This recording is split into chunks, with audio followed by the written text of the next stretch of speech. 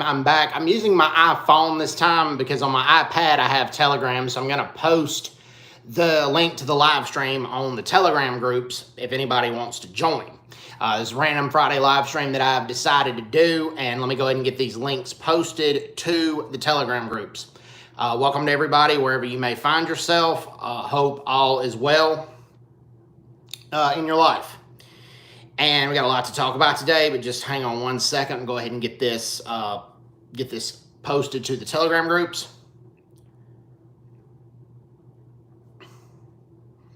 Just hang on one second and get it posted to the Telegram groups.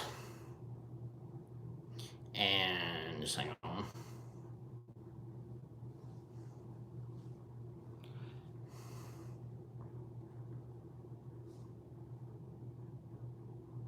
Hang on one second, get it posted to one more group. Okay. All right. Okay, go ahead and talk and stream at the same time. Go ahead and multitask with that. All right. Okay, Cameron Engelbrecht says, hey, Brett. Hey, Cameron, how are you? All right. I want to get into why I'm glad Japan defeated South Africa, Bafana in men's soccer. I talked about it a little bit on Ronaldo Host's stream. But, okay, here's the thing. And a lot of South Africans would share in that glad that Japan defeated Bafana. And black South Africans as well. South Africa Springbok rugby was on top of the world for the longest time.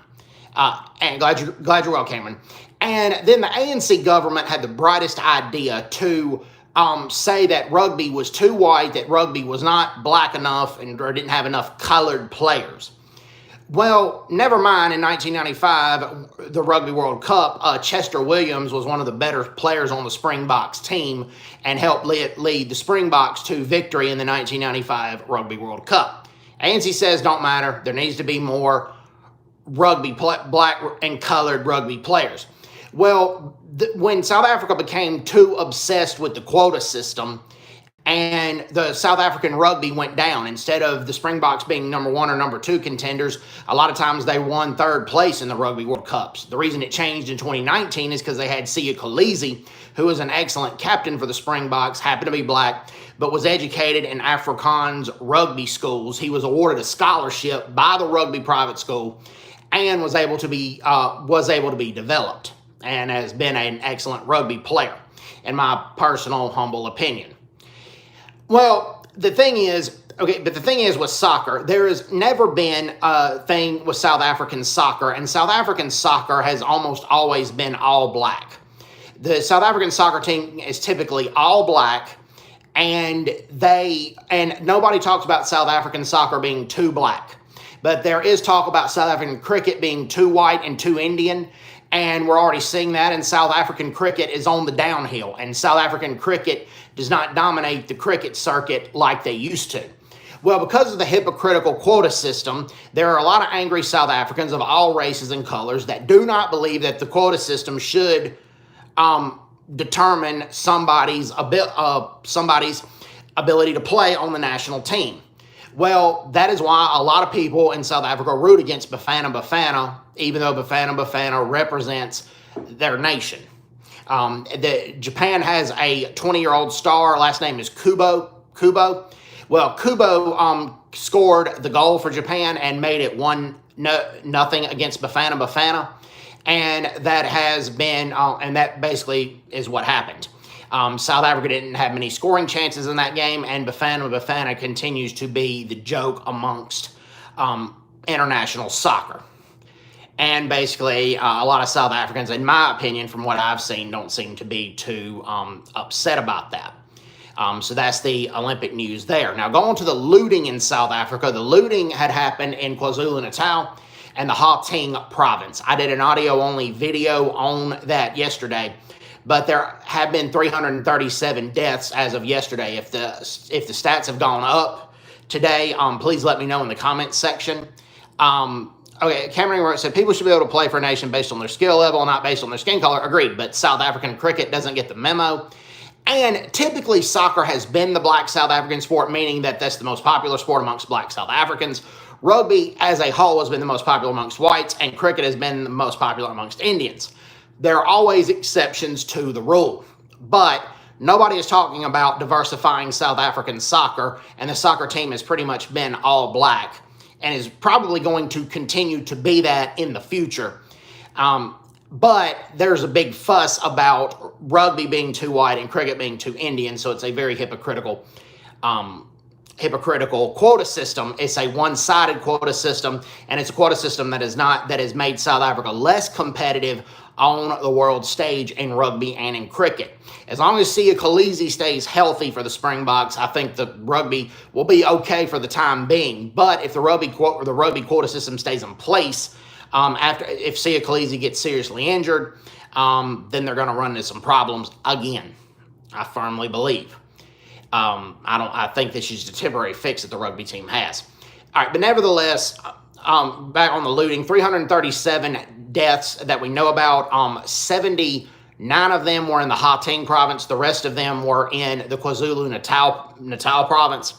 The KwaZulu-Natal province in the eastern part of South Africa.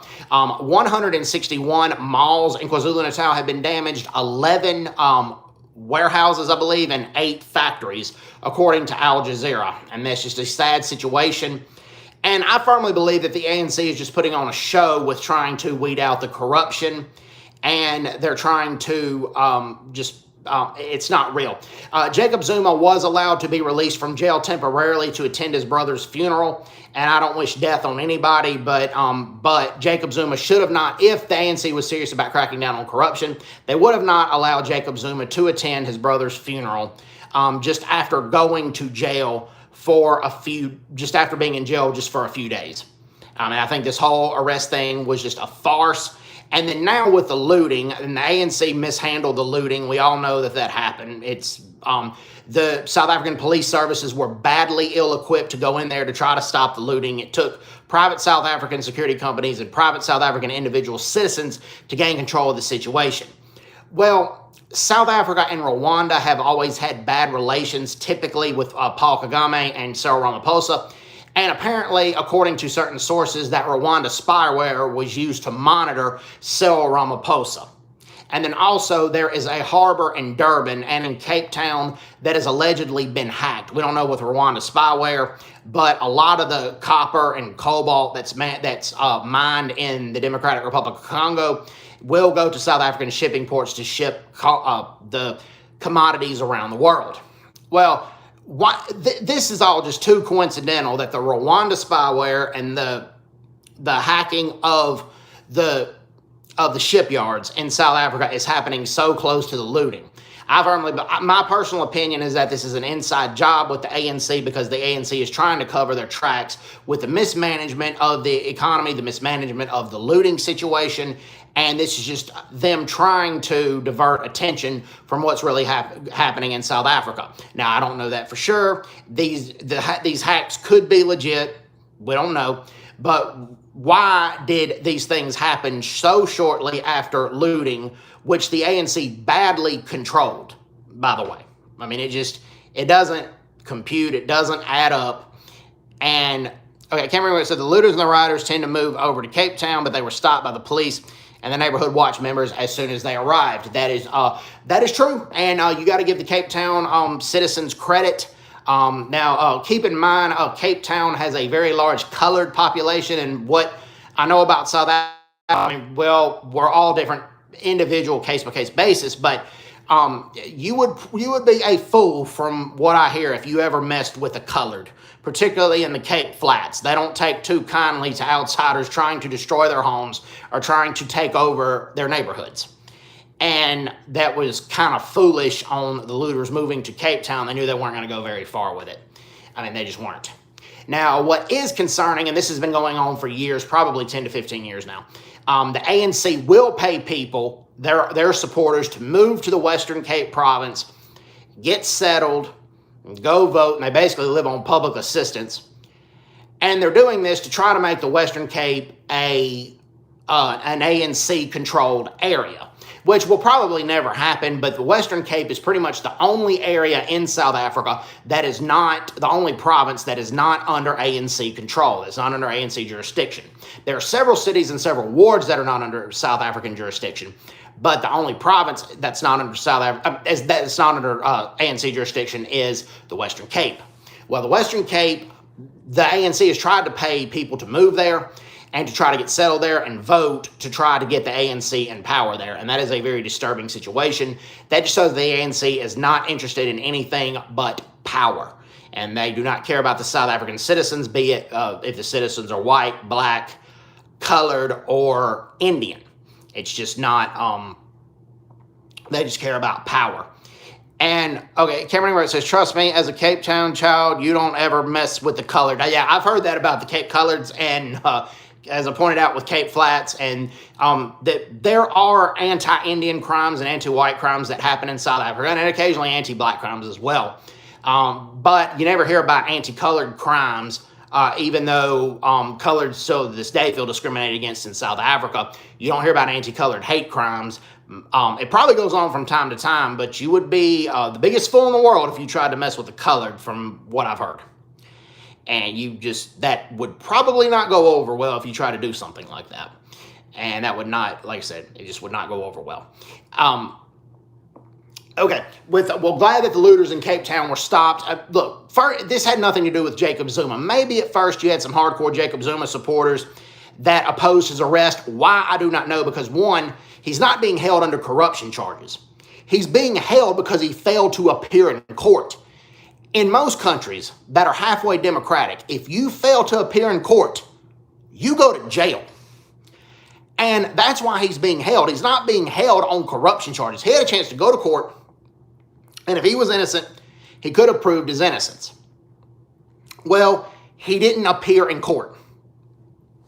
It started out with some hardcore Zuma supporters upset that he was arrested because Jacob Zuma is sometimes seen as like the messiah in KwaZulu-Natal, particularly amongst the anti-Inkatha Freedom Party population, because KwaZulu-Natal has basically been a battleground between the ANC and the Inkatha Freedom Party.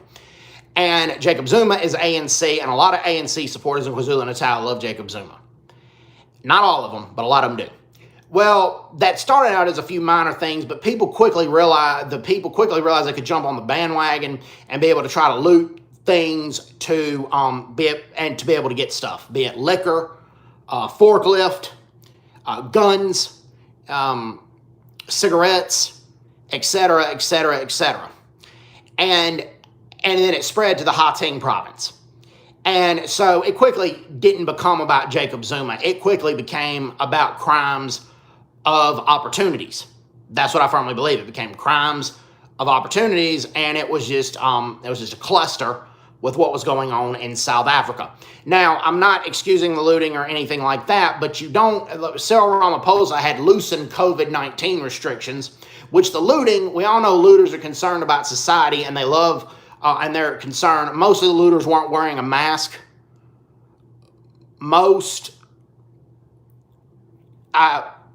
But most were not. Some were wearing a mask, but most weren't. They weren't social distancing. They don't have any regard for people's personal property, so they're not going to have regard for the COVID restrictions. Well, Cyril Ramaphosa came out and said that a lot of the ban on gatherings had been lifted. So he gave the looters the message that it's okay to loot. And, well, Cameron, I don't know about that. I mean, staying in South Africa, it looks like a beautiful country, and there's a lot to admire about it. A lot of South Africans are attached to their land.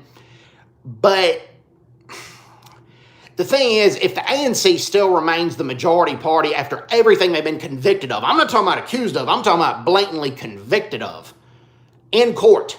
If they remain the majority party after 2024, after all they've been convicted on, then obviously there's a lot of lemming followers in South Africa that refuse to listen to logic. I'm not saying you're one of them. I'm not saying the majority of South Africans are like that, but there's still a large percentage of South Africa's population that vote for the ANC, even though it's been proven that the ANC did not, their role in ending apartheid was very, very minimal. Very minimal.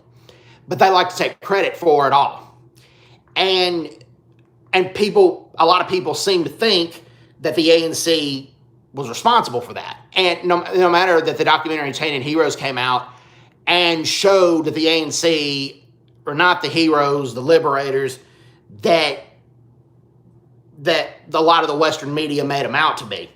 And it's just asinine how many people, in my humble opinion, still think that they are. And that is, you know, like I said, but good luck staying in South Africa. Good luck, like I said, good luck staying in South Africa if you choose to do that. I can understand why you do that. I mean, it looks like a beautiful country. One thing I cannot fathom, though, I mean, and it's normal below the equator, but below the equator, everybody is cold in July, and right now it is freezing cold in South Africa, and everybody's wearing their jackets, they're wearing masks, and wearing hoodies in some cases, and they're wearing winter masks. And right now in Mississippi in the U.S., it is scorching hot, like 90 degrees Fahrenheit. We don't have a metric system here, so I think it's like 35 degrees Celsius here. In 2024, the ANC right now is predicted to not remain in power. Right now, just basic predictions are they're not going to be the majority party.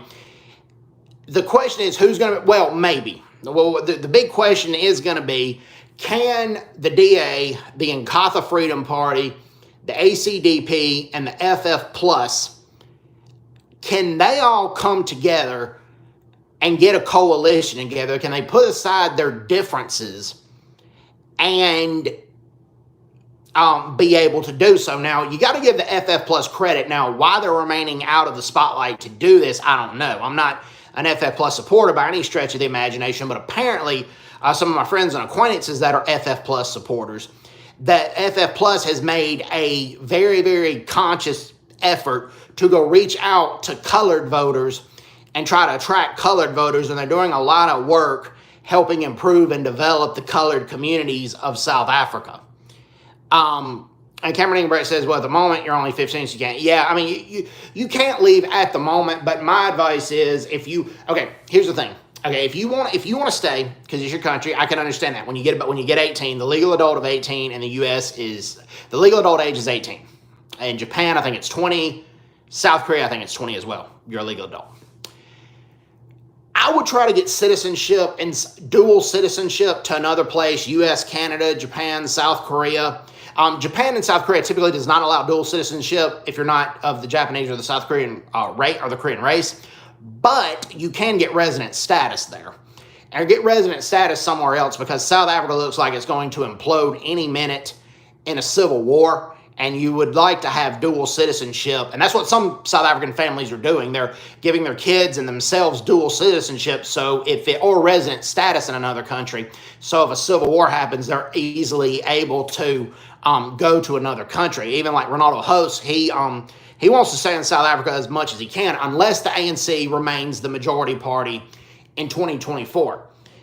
Or if the EFF gets more than 15% of the seats in parliament. That's what he said. But he has a 10-year visa for the United States and for Canada. So he'll be able to go to the USA or to Canada pretty easily in that situation. So I do commend AfriForum for fighting the good fight in South Africa, and they have made a lot of strides. And you do have to, you would try to get citizenship in America. I don't blame you for doing that. I love my country. The only thing, and I'm not trying to discourage people from coming here, and there are a lot of pro-American British and pro-American Canadians, and they love our country. But then you ask them, would you prefer to live in America or Canada or America or the UK? They say the UK or Canada, usually, not always, but I'll tell you why they do. In America, typically, not always, but in America, typically, if you're broke, you're screwed. In Canada or in the United Kingdom, you at least get some sort of welfare if you're broke, where you're probably not going to be homeless. That is one reason why America has their high wealthy population and their and then a large homeless population. Now, let me explain this. It is very, very hard for somebody in Australia, the UK, or Canada to become wealthy. It's not impossible, but it's very hard.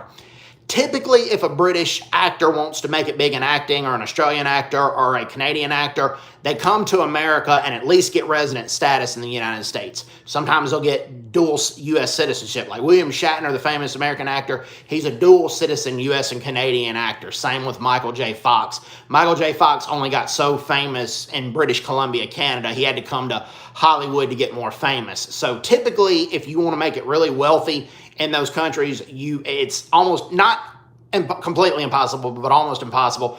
a lot of them come to America and get wealthy that way. So, but America is not a bad place to live at all. I mean, I really like it. I would, if you got dual citizenship with South Africa and America, I would encourage at least trying to get resident status in the United Kingdom or resident status in well, just so you would never be homeless. We have a very large wealthy population in America, but we also have a very large homeless population. It's just, I mean, that's just how it is. That's that. All right.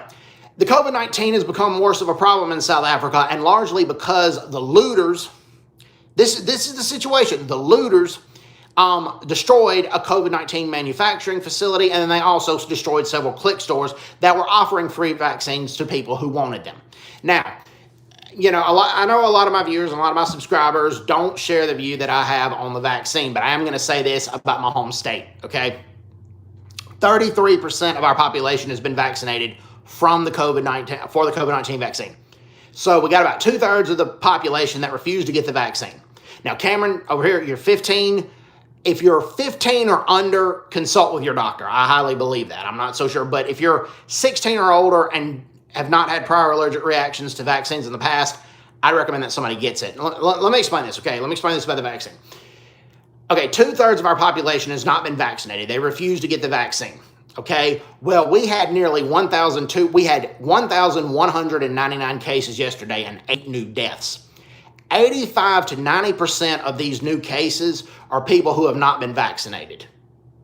And in Alabama, it goes even further. 94% of the COVID-19 hospitalizations involve patients who have not gotten the vaccine. 96% of the COVID-19 deaths in Alabama involve a patient who has not been vaccinated. Now, there are always exceptions to the rules. Sometimes there's a group of people who get the COVID and the person who dies is the one who had the vaccine. That has happened before, but it's a rare case. Now, if you've had allergic reactions to vaccines in the past, or if you have a bad lung, or if you have tuberculosis or something, the medical associations say, which is true, talk to your doctor first. But we're never going to achieve herd immunity from this thing in Mississippi. And we were going normal for the longest time, for like a month now. But now, for the next 3 or 4 weeks, it's going to be, and not lockdown, but it's going to be a lot of restricted stuff because a lot of people have refused to get vaccinated.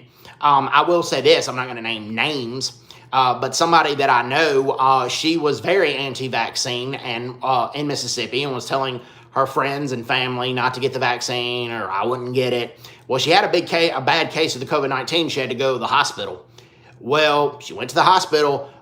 She had a bad time there. Fortunately, she's going to pull through. They sent her home, but they sent her home with oxygen.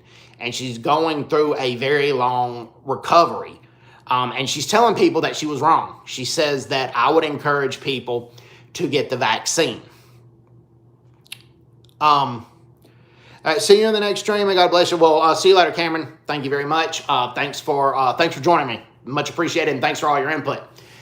Thanks for all your input, Mr. Cameron. Nice to see you. So that's why I would say get the vaccine, because we're gonna have a rough few weeks. My prediction of what's going to happen is there's going to be enough people that are going to recover from the COVID that didn't get the vaccine, but they had a bad time in the intensive care unit, or they almost died from it, and they're going to come out and tell their friends and their colleagues. They would encourage people to get the vaccine. More people are going to get vaccinated. So I think in a month or two, we're going to have immunity, or close to herd immunity on this thing. So, and I will say this: there is another lady who helps run the funeral home. This is actually the funeral home that helped bury my mother. When my mother passed away, the lady who ran it, she didn't get it, but her husband, who's a police officer in Mississippi, he got it. And this man is like a very built, masculine dude. He's very opinionated as well. Well, but before he caught it, he thought the COVID-19 was a big conspiracy. He didn't wear a mask. He mass shamed people. He didn't social distance. He social distance shamed people. Well, he caught the COVID and almost had to go in a coma, from what I hear. He almost had to go in a coma. Fortunately, he's okay. Back to work, patrolling the streets. But he tells people, and this guy hardly ever admits he was wrong. The guy's got a pretty big ego. but he's a good guy. And he says, I was wrong. I was wrong, and I almost lost my life for it. He almost left his wife widowed because he didn't take precautions in regards to the COVID-19. And that has happened. I mean, I'm a witness to both those situations. So yeah, and then there's another relative of mine who has been vaccinated. Cameron Heslop says, good afternoon, Brett. Good afternoon, Cameron. How are you? And we don't know what's wrong with him. He's not running a fever, but his white blood cell count is up. This happened to me when I had the flu vaccine years ago. I was badly overworked as a security guard. A lot of people in our company were. I don't want to get into that part. What I'm going to get into is the doctor couldn't find out what was wrong with me, and the doctor had said, "We don't know. Does your body feel like a battlefield? Does it feel like a game of tug of war?" I said, "Yeah, it kind of does." Well, the doctor said, we can't confirm this, but we think your body may be trying to get the flu, but the antibodies from the flu vaccine are fighting it off. And I rested for a couple of days and I was fine. Well, this one guy got the COVID-19 shot, and we think that his body may be trying to get the COVID-19, but we think the antibodies from the COVID-19 vaccine are fighting it off. So I know Ronaldo's channel, Chris's channel, and everything's an anti-vaccine. I'm not going to call it propaganda because people write their opinion. I'm not going to call differing views propaganda. That's just not what I would do. But most of the people there are anti-vaccine. That's their opinion. I'm different in regards to that. But the reason that I'm different in regards to this is because I can lay down a lot of personal experience and a lot of statistics in regards as to why people should get it. I mean, now, like I said, I'm not a doctor. Consult with your doctor, but more than likely the doctor is going to tell you and advise you to get it. So yeah, that is what I firmly believe should be going on. I know a lot of germs viewers don't view that as well. But I mean, don't view that, but I can tell you that I firmly believe that people should. Okay. Like prime example, there's this M. Night Shyamalan. I think that's his name.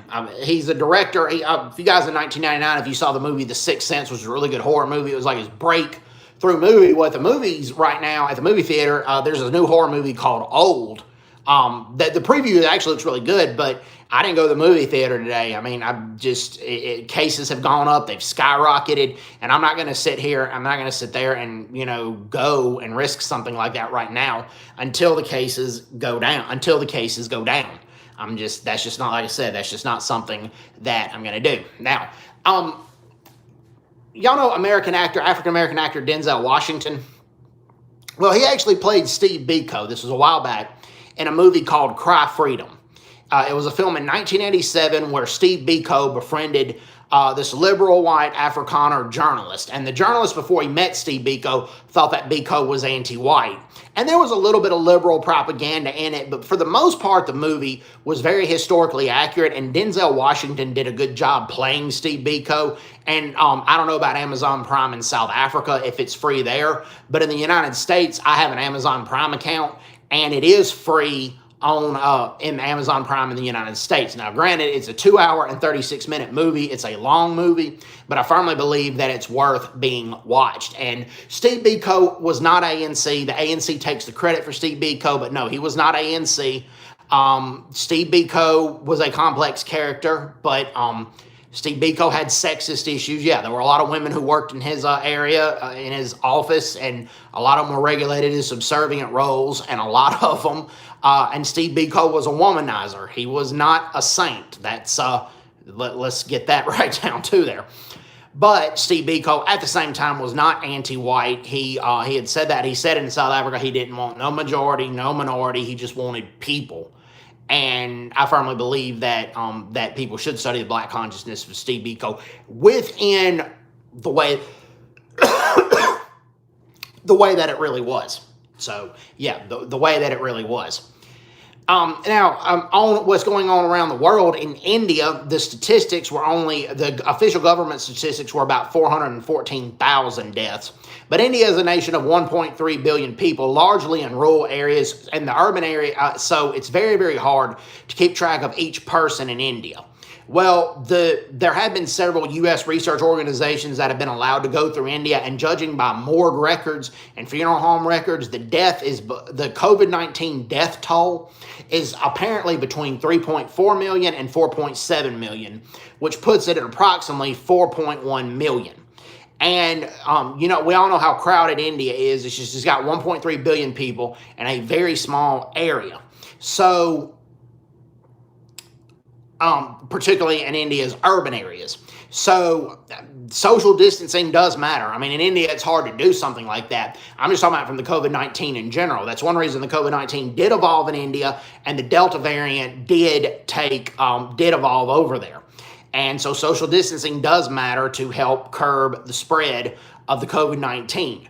And yeah, I mean, that's that. But, in the Tokyo Olympics, like I said, the opening ceremonies just happened, but soccer typically happens before the opening ceremonies. And I don't want to root against my country. A lot of people in the U.S., though, patriotic Americans, are rooting against U.S. women's soccer, because the women's soccer, while they do win a lot of games and they play the game well typically, except the first game against Sweden, they lost 3-0, and Sweden has typically been a thorn in U.S. women's soccer side. They always struggle against Sweden for whatever reason, mainly because their former coach, Pia Sundhage, Swedish national, but she coached Team USA in 2011 and 2012. Well, then she went back to Sweden eventually, and then decided to coach the Swedish national team, so she kind of knew the game, how the U.S. women's team played. Well, she's not their coach anymore, as far as I know, but people have still looked at her playbook, and they know what's going on there. But the U.S. national team, as well as England's women's national team, they knelt during their national anthems, from God Save the Queen and then the Star Spangled Banner. Look, kneeling during your national anthems accomplishes nothing, and you do not need to be kneeling during the anthems of the countries that you're representing. Now, not just Black Lives Matter. They said that the U.S. women's national team wants to raise awareness on the gender inequality issues, because women's soccer athletes are not paid nearly what men's soccer athletes are being paid in the U.S. But here's the thing. Here's the other side to that. Female models earn 4 to 5 times what male models earn in the United States. Why don't they address that situation? Because female models earn 4 to 5 times more what male models earn. Why don't you look at that situation? And it's not something they address. It's just a one-sided issue. And when the U.S. women's national team won the last World Cup, one of their players was going to drop the American flag, Old Glory, and walk over it as a form of protest. And fortunately, one of the lady's teammates picked the flag up and didn't allow that to happen. And as far as I'm concerned, that lady's a hero to be doing that. So, people are going to root against you, even though they're rooting against their own country. When you kneel for the anthem, even though you're representing the country, you're talking about how bad the country is, but never mind, you're getting all these endorsements from all these other groups, and you're getting national TV exposure, international TV exposure. Now, it was different in the 1960s. In Mexico City in the Olympics, yes, 2 U.S. track stars during the U.S. national anthem, when they won their medals, they held up the Black Power signs. But they took a risk. They knew they were probably going to get their medals stripped, number one. Number two, that was the 60s, when African Americans were being lynched at an astronomical rate. Lynchings are very, very rare in the United States now. If you had all the Black Americans in America right now, and they had their own economy, they would have the world's 15th largest economy, which is about on par with what South Korea is currently right now. That wasn't going on in 1968. The players took a risk doing something like that, and they knew that they probably were going to get their titles stripped. These people that are doing this, they know there's no consequence to all the kneeling, number one. Number two, they know the kneeling is going to make them more money, and they're going to have more endorsements. And it is just, they're attention seekers, which is basically all that it is. And the U.S. men's team, the basketball team, we're typically a world-dominating team in basketball during the Olympics. But when the U.S. men's team decided to kneel during for Black Lives Matter, they had some exhibition games before the Olympics. Well, they lost the exhibition games to Nigeria and to Australia. Now, they quickly bounced back and beat two other basketball international powerhouses, Argentina and Spain. So it will remain to be seen what the U.S. men's Olympic basketball team can do. And a lot of people are rooting against them too because they kneel during the national anthem. Never mind, a lot of these basketball players are making millions of dollars a year. They get endorsements. They get to fly first class. That is not bigotry. That's not racism. That's not, no. It's the United States and Americans of all colors and races are paying to watch you come play a game. And if most whites were racist towards you, they wouldn't come pay to watch you play basketball or buy your brand when you're in a commercial. Just, it doesn't compute. And it's frustrating that, and here's the other thing, the Olympic Committee, right before these games were, the Olympic Committee said, the Olympic Games this year are not going to be a place of politics. They're not going to be a place of protesting. Go represent your country, whatever country that you're representing, and go play your game and be respectful. Well, we've already had the U.S. women's soccer team break those rules, and then the men's basketball team break the rules. The British women's soccer team broke the rules as well as Chile's women's soccer team. And it's just a sad state of affairs and sad situation. So if you guys have any more comments or anything you'd like me to say, you'd like to tell me, just please go ahead and hit the comments below. I know I hit the Olympic issue, but that's the right now the hottest topic right now worldwide, whatever country you are in. Okay, now, Cameron, I saw what you said it was cold in South Africa. Yeah, and I just can't get this around my head. And I know y'all are below the equator. It's normal for you guys. But being above the equator, it is scorching hot right here in the United States of Mississippi. It's 35 degrees Celsius. And in South Africa right now, some places are 0 degrees Celsius. And people are talking about how cold it is right now in South Africa. And like I said, I just can't fathom that. The being cold in July, but below the equator, that's just how it is. Like I said, like below the equator, that's just how it is. Okay, some more news out of Africa. The Botswana president, Eric Masisi, says he's urged his citizens to get the COVID-19 vaccine when their turn came, stating that all vaccines have been tested and approved by the appropriate authorities. I typically disagree with Masisi on a lot of things. I think he's an arrogant person wanting his face on currency. Having your face on currency happens when the Lord calls you home, when you're deceased, not when you're alive. But it says here, during his visit to the Boca Clinic and the Baswele Lekoko vaccinating centers in the Kwining district on Thursday, he advised residents to continue following COVID-19 protocols because the vaccine is not a cure, and it's not a cure, but it drastically reduces your chances of getting the COVID-19. And those who have been vaccinated can still become infected with the disease. That's why I still wear a mask. I still social distance. But before the cases shot up, I did go out to eat in a restaurant one time, and I went to several movies in the movie theater, but the cases have shot up so bad now here where I am that the cases have to go down before I start doing those things again. It says clinics have seen an increase in the number of people since the government announced the phase 2 vaccination rollout, which began on July 22nd for those aged 45 to 54. In order to accommodate the large turnout, the Ministry of Health announced on Thursday that it has decided to extend hours of operation for vaccination centers in Gaborone.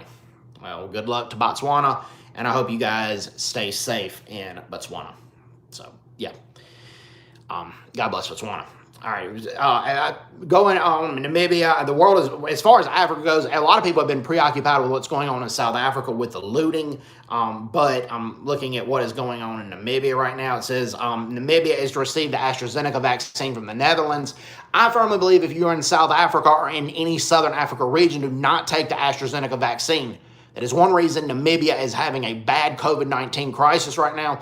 And at one point, Namibia had the highest per capita COVID-19 rate in the world. The AstraZeneca vaccine is only 10% effective against the South African strain.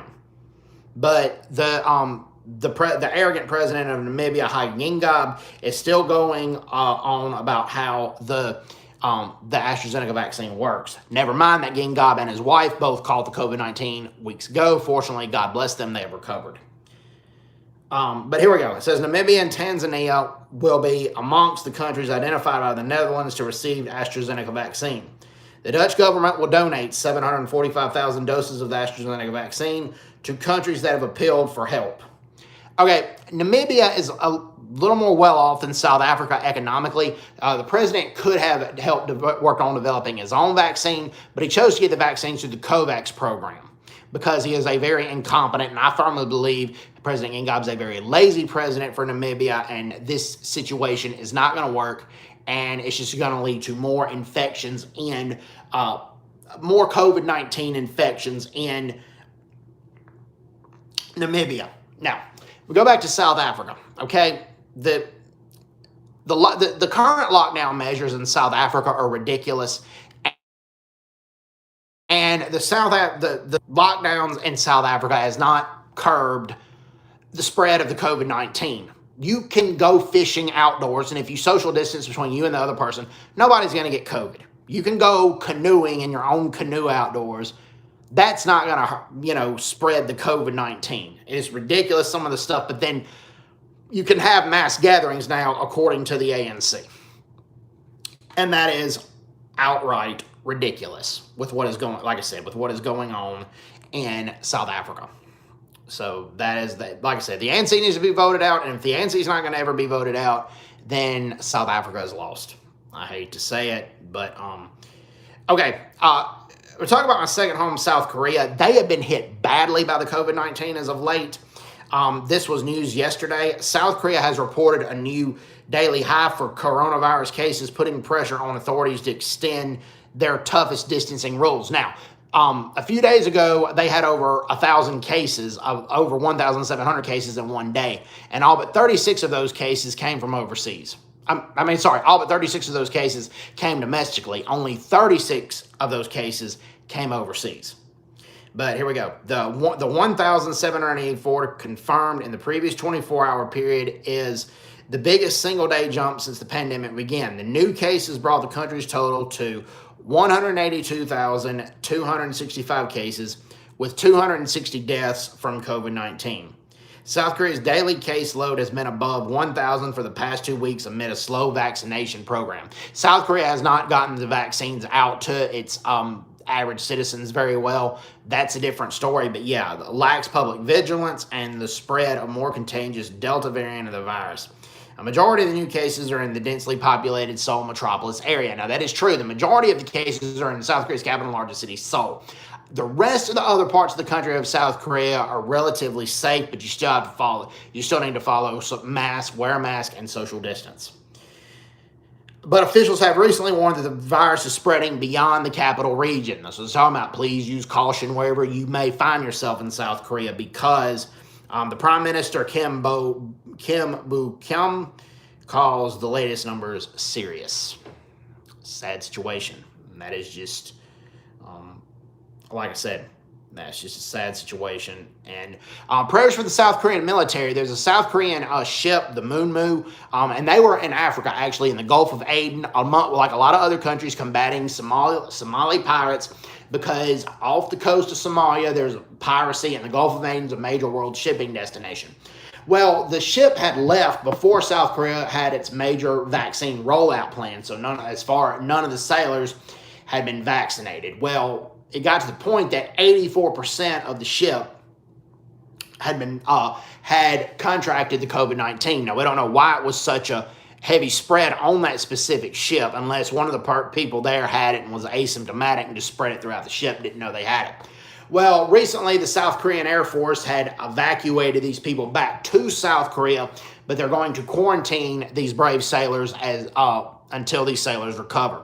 So please keep these brave South Korean sailors in your prayers. This is news in regards to Africa because Somali piracy affects us all. And as you guys know, Somalia is in Africa.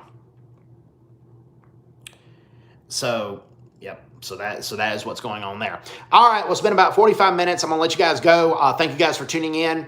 Have a blessed weekend, everybody. Take care. God bless, and bye-bye. Bye-bye.